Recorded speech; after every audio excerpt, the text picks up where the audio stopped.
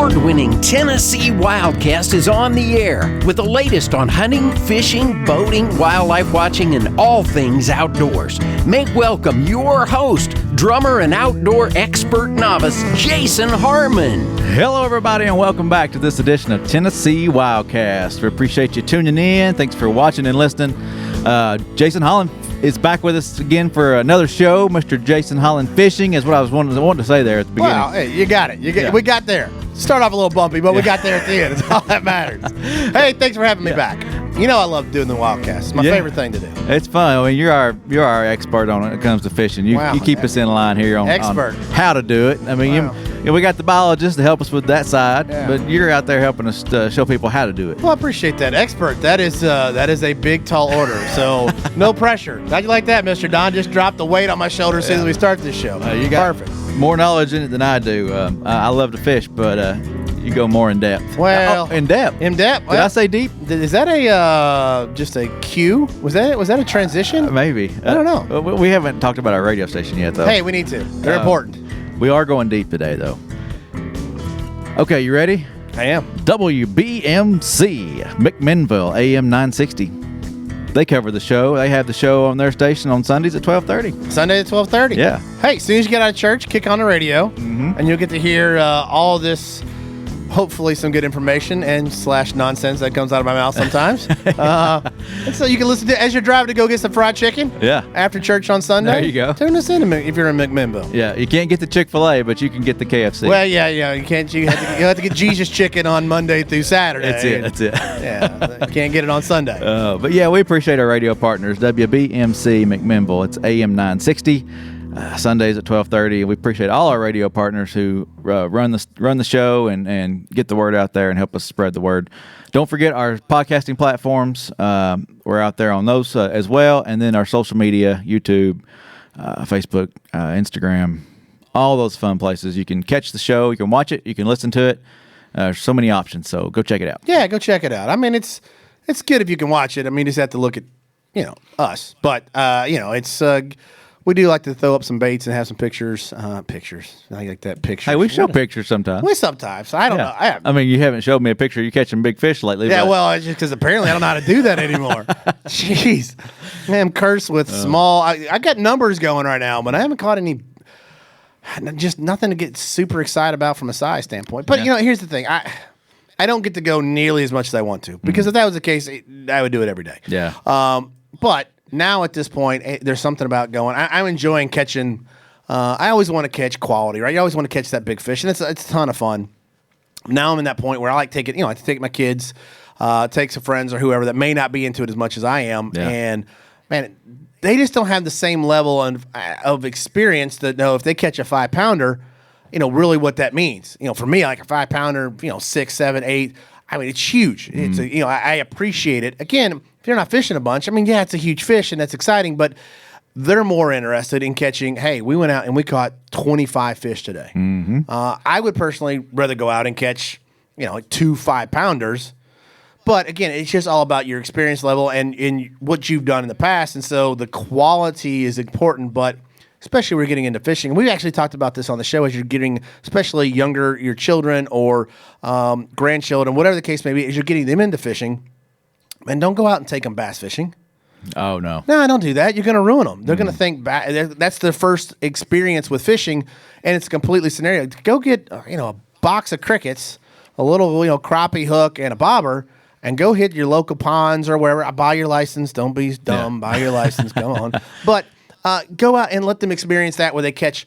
I don't care if they're a little 3. Who cares? You just want those first experiences to be where they're catching it, they're having fun, they're laughing, they're running, they're loud. I went with my grandpa, and one grandpa was that guy. We had a blast. We went fishing below the dam. We caught a bunch of crappie, and it was just a blast. My other grandfather on the other side, he was old school. And I mean, if you talked, I mean, you got the look. I mean, you were going to shut up and fish. It's what you're there to do. We're not here to have fun. Yeah. We're not here to spend time together. We're not here to build relationship. You're here to shut up and catch a fish. And so it's completely different, different aspects in the way they went about it. But I got my love for fishing from my one grandpa that we went and had a blast and laughed and ate lunch and just, I got my passion or I got the drive from my other grandfather, which was, hey, it's that whole we're here to work kind of mentality. And so I appreciate that I have both experiences. But I will tell you, if you're a little kid and you're trying to get them into fishing, don't go and just yell at them, all right? Let them go have fun, let them catch a bunch of fish, and then they will love the sport. And then as they grow into it, they'll make whatever decision they want to make about fishing more, but let those first few experiences be just catching a bunch of bluegill. And I promise you, as a parent, and especially if you're a father that likes to fish, I gotta be careful saying it, but it's not a lot of fun. Right, it's a lot of work. I mean, you're tying on the bait and fixing the snags and I get out there and so I'm on the water. God, I want to do what I love. I want to go fishing, but what I had to learn was I got to shift the focus off what I want to do, and I got to focus on them when they're with me, and then the work. It started to pay off, right? Just their face, and my son still to this day brings up over and over about how he caught more fish than I did one of the times we went fishing. And he's 8, and that means so much more to him. And so I had to stop being, in essence, selfish, right? Because I'm on the water. I want to do what I want to do. And it was like, hey, I got to stop doing that. I didn't even take a fishing rod. Now I want to take him. He's getting a little bit older, so it's evolving. Sure. But he was younger. I didn't even take a fishing pole. I took a couple for him because he was going to blow at least one of them up, and maybe even both of them. It was going to be a disaster. But if I do that and invest in him at that younger age, as he falls in love with fishing, he gets more proficient at it. I can then start going, and we can start having this bond of we're actually fishing together, and we're both having a good time. But man, it's a lot of work, and so don't get discouraged. I promise, the first time you take your kid fishing, you're going to be all excited, and you're going to get about 10 minutes into it, like, what in the world? I mean, it's nuts. They're hanging up on everything. They got the patience of a squirrel. I mean, they got like 3 seconds looking at a bobber. If it don't go under, then they're, out running and climbing trees. Yeah. But, man, there's just something about those bonds that I remember now at 43. I can still go back to those memories with my grandfather and with my dad that I will carry with my lifetime. So, long story short, invest in your kids, which is important. Even is just as important in my mind is find a kid that doesn't have the opportunity, that doesn't have a dad, that doesn't have a brother, that doesn't have a grandfather, that doesn't have anybody. Go invest in them. Take them fishing. I mean, what that's going to do for that kid in his life, by you investing in him, that's what it's all about. It can't be all about just us. It's got to be about what are we doing to try to help not only educate, not only grow the sport, not only pass the vision or pass along the passion of fishing, but, man, what are you doing in a kid's life that doesn't have anybody that's investing into them? That I promise you, that will change your life. For sure. You'll change his, but more importantly, you will be changed how we're doing it. So I have no idea why we got that deep. Holy smokes, where did that come from? But it's important. Oh, yeah. Take somebody fishing. And talking about fishing those small bodies of water, there's a chance they'll catch a bass. You're going for panfish or something, but there's bass in there too, and they'll lock on. It'll be exciting. Yeah, they catch a small catfish. They get that fight. I mean, hey, it's there's something about it that it's just built into us as human beings that it taps into something in our DNA, and it's a blast to do it. But we did not come to this show to talk about all that, but we got there. Today, we're there. We're talking about fishing deep. Fishing deep. Yeah. Is it hot and deep? Maybe. Yeah. Or is it just deep because this lake is deep and we need to know how to fish it? Yeah. So there's 2 different scenarios when you talk about deep fishing. So you've got we'll just take Kentucky Lake, for example, right? That is the premier ledge fishing or deeper fishing lake in the country. Okay. And people come from all across the United States and across the world to fish on Kentucky Lake, to fish the legendary ledges of Kentucky Lake. And you can go out and catch some of the biggest fish you've ever caught and the most numbers. And that is, it's a shallower body of water, but we're moving out deeper, right? So we're in the deeper part of the water column. That's one aspect of fishing deep. The other aspect of fishing deep is, we'll go to the other side of the state, which is, say, Dale Hollow, which, or Tim's Ford or Center Hill, any of those lakes that are that highland reservoir, really deep water, 100, 125 feet deep. How do you fish those? How do you catch bass when you can be right next to the bank? You could be 2 foot off the bank and it'll be 30, 40 foot deep. How in the world do you try to catch a bass doing that? So we're going to hit on both aspects of it today. Okay. And there's so much to unpackage here that we won't get any close to doing it, but at least we'll give you guys some high level of what to do, what to throw. What's really cool is this is actually a topic we're talking about that came in from one of the comments on YouTube on the videos. And so, again, we said this in the last show that we did, but hey, we want to hear from you. Please engage with us. Myself on Jason Holland Fishing social media, obviously engage with Wildcast. If there's something you want to talk about, want to hear about, or want more information about, please drop in your comments. I mean, that's what continues to feed the show of which direction we go. So, hey, I'm on a limited amount of time here. Yep. We all know that I will talk in this mic for a solid 12 hours and never even take a breath. So I'm going to try to stay on point today. So first thing I'm going to talk about is ledge fishing. Fishing out deep.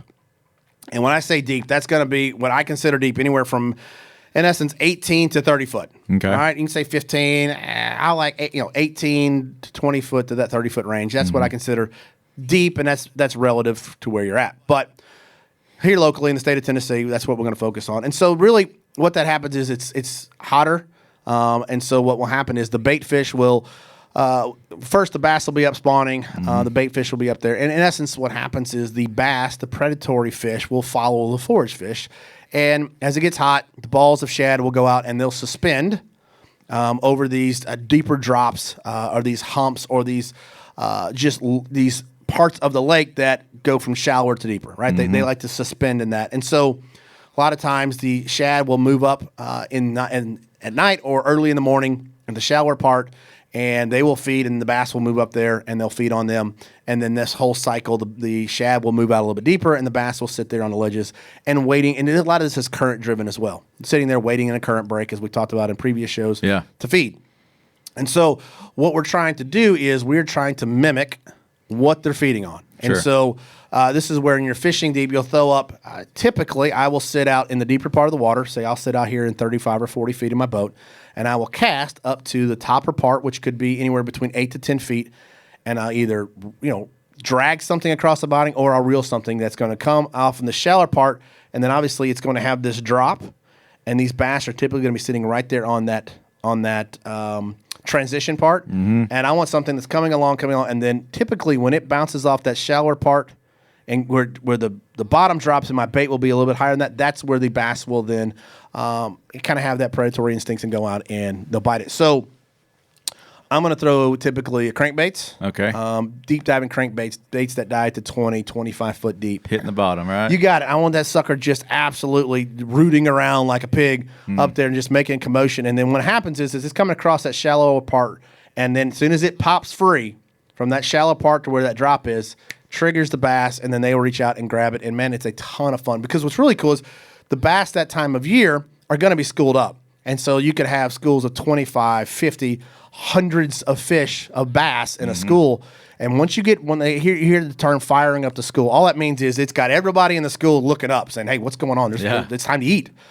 And you can just catch them over and over. And especially if you've got a couple guys in the boat, you will double up. It's just as they're feeding and they get in that feeding frenzy. We hear all these terms, but something's going on, and they're looking around. Hey, somebody's eating. I'm ready to eat too. Yeah, you can catch fish after fish after fish, and so deep diving crankbaits do really good there.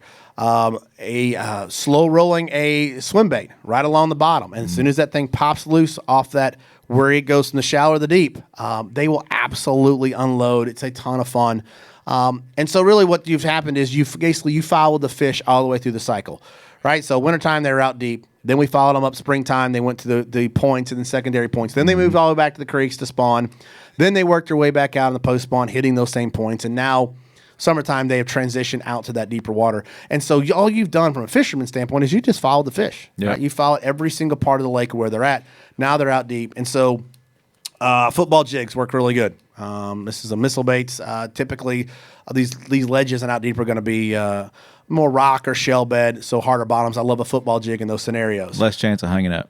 Right? Yeah, if you use a football head, it's just the way that the head is designed. It's designed to bounce around rocks, and it doesn't have that arrow type head to get wedged. Right. So swim baits are great. Crankbaits are great. Big jigs are great. One of my favorite is, if you can see if you're watching it, is the flutter spoon. This is actually made by a company out of Georgia called Georgia Blade. Strike King makes one kind of flutter spoon. A lot of people make a spoon, but It's a spoon. It's a big chunk of lead. Got a little bit of paint on it. Yeah. And you throw it out and you just pop it off the bottom, and does what the name says. It flutters down and looks like a dying shad. Great way to catch them. You'll catch some of the biggest fish in the school when you're out throwing a flutter spoon. Yeah. And when you say pop, you're just pulling up, right? Yeah, so here's what's great. So I'm a huge fan of flutter spoons. I will actually throw them when nobody else is throwing. They look at me like, what are you doing? Getting a workout. Yeah, I'll throw them around like deep docks on Dale Hollow. I'll throw a flutter spoon on a bluff wall. Okay. Anywhere that a fish will be fluttering down that's dying, spoon's great. But most people throw them out on the deeper ledges. But throw it out, let it hit the bottom, have a little slack in my line, and then when I say I pop it, I mean I'm getting with it. I am snapping off much like a hook set. So what you want it to do, you sit there and you want that thing just to snap up, and then it'll come back and it'll just flutter back down. And that snapping, typically what happens is you'll pop it, it'll get the bass's attention, and as soon as it hits the apex and then starts to flutter down, as soon as it makes that turn and starts, that's when you get the bite. Or you'll get it as soon as you pop it, as soon as it pops off the bottom, they instantly trigger and they reach over and grab it. And so that is so much fun. I get so pumped up thinking about that bite because, man, it is a ton of fun. Why are we here? I don't know. Why are we talking about? Why are we not? Let's just Mr. go Don, do it. can you shut down the recording? Let's just go fishing. Is that a possibility? Yeah. I think everybody would agree that's what we need to do. Run a rerun.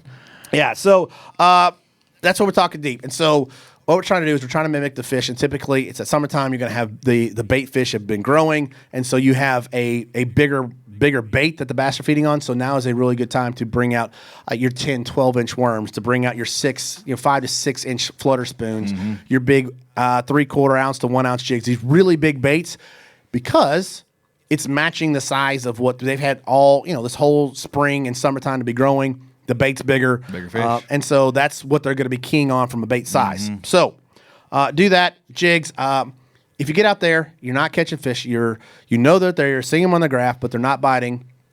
Typically, it's just the biting window is not there, or there's a lack of current. Don't be afraid to pick up your drop shot. Pick up your finesse. Pick up your shaky head. Pick up your small weights. Now, is it as much fun? No. Does it take longer and you got to fish it slower? Absolutely. But you still can go out there and salvage a really good day of fishing where you just keep throwing these big power baits and they're not into it. You still can turn around and actually catch fish. And some of the biggest bags of fish I've ever weighed out deep has been on a drop shot. I've been on a 7-pound line with a little bitty, 1/0 or size 1 hook. Not nearly as fun, not nearly as sexy, not nearly as, just that full contact bass fishing. But when you need a bite, downsize. You absolutely can catch them on the ledges when you go finesse fishing. It's more fun when fish are in the boat. So yeah, I mean, I love fishing. I love catching exponentially more. And so if you're not catching them on the big flutter spoons, all right, just pick up a drop shot. I promise you'll still catch them. If they're there, more than likely, if you go finesse, you'll get some bites. So don't be afraid to go smaller, even if you're out deep. All right, so that is how are we on time? We okay? yeah, we're doing good, but we didn't touch on the rod and reel yet. I know. Oh, geez, come on, Jason. Yeah. I mean, what rod and what reel are we throwing these baits on? Get your life right, Jason. Yeah. I mean, you come here to talk about rod and reels. You don't talk about rod and reels. All right, so this is my jig setup. As you can see, I kind of got a jig tied on. Typically, I like a 7.3. I'm a huge fan of cash and fishing rods. We talk about them typically every time we're on here. 100% American made, made in North Carolina, 100% carbon fiber, lifetime warranty, make their own blanks. Only one that's completely made and sourced in the United States. Fantastic. Check them out, cashandrods.com. That was my shameless plug. I like a 7.3 or 7. I like a longer rod when I'm throwing my jig, making bomb casts, and I'm just dragging that jig. I'm counting every single rock on the bottom. Don't get in a hurry. Drag it along, get their attention. I like a high-speed reel. All right, so I'm not moving my bait at all with the reel. Let me clarify. I'm dragging it.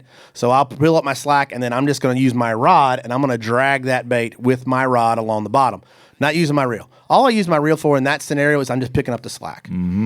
Where I like a high-speed reel is that when I get that bite, and typically it's going to be on the furthest cast you've made, and it's way out there. It's just the way that it always works. I want to be able to, when I want to pick up my slack as fast as I can because I'm going to have to set the hook. So he's got it in his mouth. I feel the bite. I want to reel up my slack as fast as I can. And then I want that longer rod. So when I pull the trigger and I drive that hook home, I've got the leverage of a longer rod to drive that hook, especially on these really long casts. So the line, we'll talk about the line real quick. I'm a huge fan of fluorocarbon line in that scenario. really abrasion resistance is the right word. Right. Completely clear, very little stretch. It's extremely important to have that, especially when you're making those longer casts. Huge fan of Gamma line, 100% fluorocarbon line. Typically, I'll give you some ranges on a tensile strength. If I'm throwing a jig, I'm in that 14 to 16 pound. I want a little bit thinner diameter. Some guys throw it on 20. I think it overpowers a little bit. I like that 14 to 16 pound test. Now, when I'm throwing the flutter spoon, I'm 20 pound test. Because what happens is where you end up breaking a lot of your line is because you're making these long casts and you're snapping it, right? So you have the snapping whip effect, and your line gets pulled real tight and it stretches. And if you don't have enough tensile strength line on that cast, and when you snap it, because you want that snap to get the distance, that's when you're going to pop your line. So you need, especially on heavier baits, that you are, I'm on the spoon, I'm jerking it off the bottom, snapping it up, I'm doing big bomb cast, I'm snapping it like a whip to get it out there. Your line takes a massive amount of abuse, not just getting drug on the bottom. It's all this stretching and pulling and tension that you're putting on it as you're working the bait and you're casting the bait. So 20-pound line on my spoons, and then 14 to 16 pound on jigs or on bigger shaky head worms, those type of deals. I use 20 pound on my swim baits most of the time. Sometimes if it's a smaller swim bait, I'll drop down in tensile strength. It's just to make sure it's got the action that it needs. And then my finesse fishing is still exactly the same.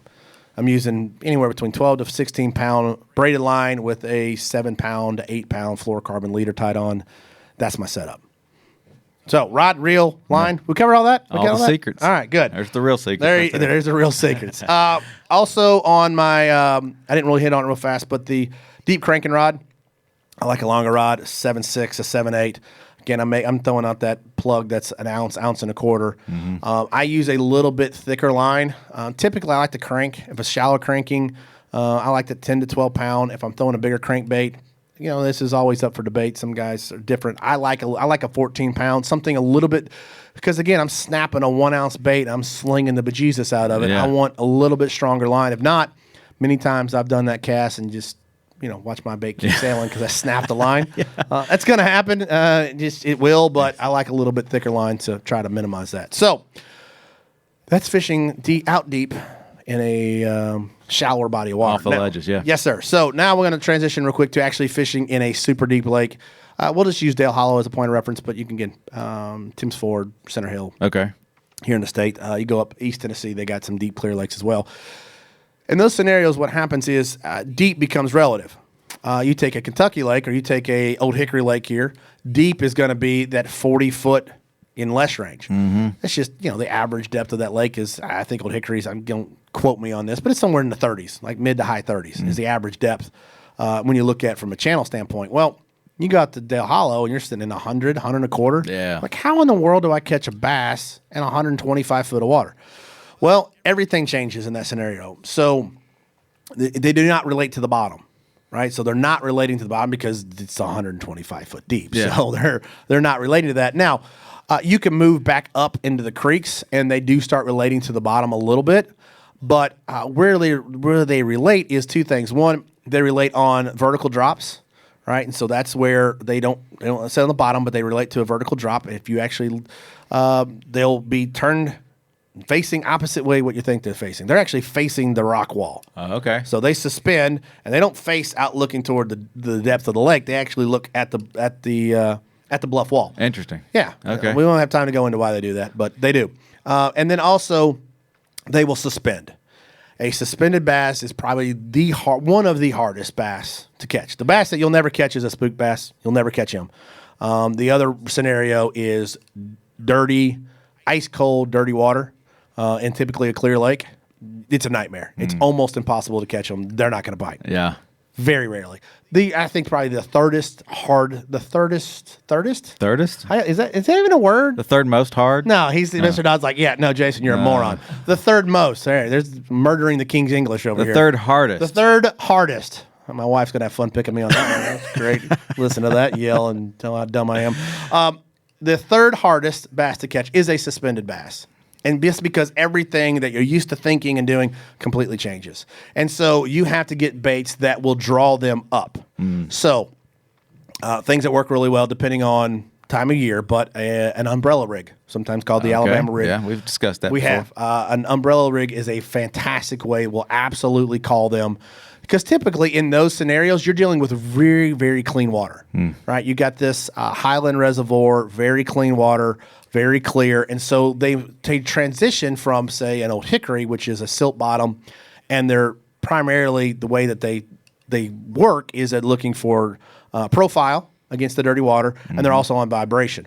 In a clear water and a cleaner water or clear water lake, you're going to deal a lot with sight feeding. And so you can actually pull those fish from a greater distance. And that's why an umbrella rig works great. Mimic that shad. You got ball it. of shad. You got it. And so you'll pull a lot of fish and you'll have a lot more opportunity there.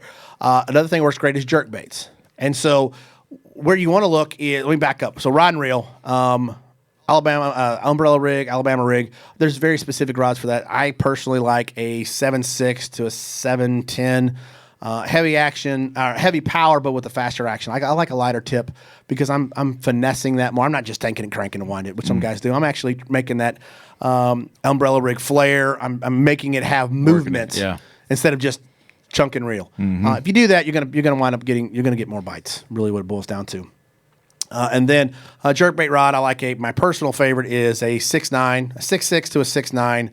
I like a medium with an extra fast tip, right? Because I'm jerking that, and I want that tip that gives me that real fast, erratic action. If I got a tip that's not as fast, I won't get that erratic action as much. So I throw that. Both of them I throw on fluorocarbon. Some guys use braid on the Alabama rig, but I don't. I like fluorocarbon. Yeah.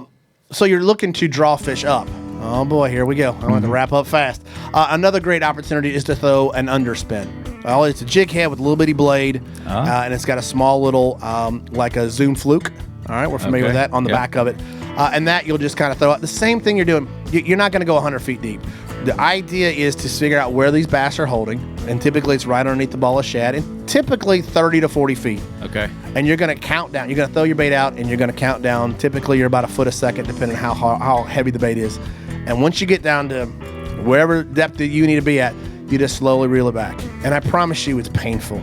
And it's going to test every bit of patience that you have in your body. But it's a great way to catch them when nobody else is catching them. Everybody else is waiting for it to be super shallow, and then they just quit fishing. Go out, fish deep, throw an underspin, throw a jerk bait, throw an umbrella / Alabama rig. You'll catch them out deep in a Dale Hollow, even in the dog days of summer. So, still a lot to go in there. We'll have to pick up on another show and dive a little bit deeper. But come check me out, Jason Holland Fishing, all the social media platforms. Please engage. If you've got questions, let me know. Don't forget your 3 most important things. That's your faith, it's your family, and then fishing. All right. So keep them in that order. Thanks again to Mr. Don, Mr. Jason for having me on Wildcast. It's my favorite thing to do. So hopefully you guys will have me back and we'll do it all again. Yeah, that's good to hear. Your favorite thing to do. I appreciate that. mean, other than fishing. Well, that kind of goes without saying. I mean, Jesus and fishing, those two beat you. But other than that, yeah, you're there. I'll let those win. Like you said, thanks for tuning in. Thanks for being here with us every week. And Jason, thank you for being here. It's been fun.